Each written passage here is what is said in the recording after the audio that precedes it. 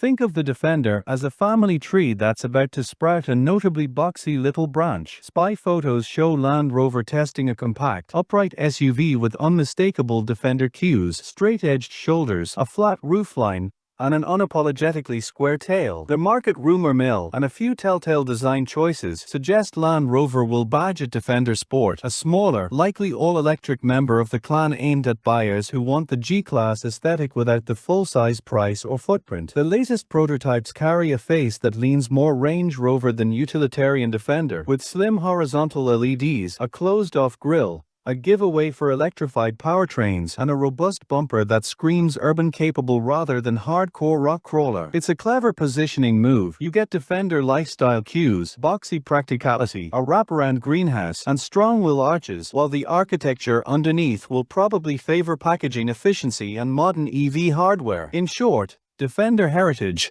scaled for apartment parking. Proportion-wise, the little Defender isn't trying to disappear. Designers have given it big wheels, or at least big-looking wheels in sketch and camo form, flush door handles, and a floating roof treatment that adds visual lift. Those choices are practical. More glass, flatter roof, squared-off rear equals better day-to-day usability, and aspirational. You can picture rooftop racks, a modular accessory list, and the kind of optional cladding that sells adventure without requiring a winch. Land Rover's likely to lean into a catalogue of accessories to help buyers kit their Mini Defender for weekend mischief. Under the skin, expect this model to adopt electric propulsion. Their closed grille and packaging choices point at a BEV powertrain, and that makes business sense. The compact luxury SUV segment is hungry for electric choices, and Land Rover can deliver a badge with serious desirability. Whether it will be single-motor FWD equivalents, AWD dual-motor setups, or a spectrum of battery sizes is still to be seen,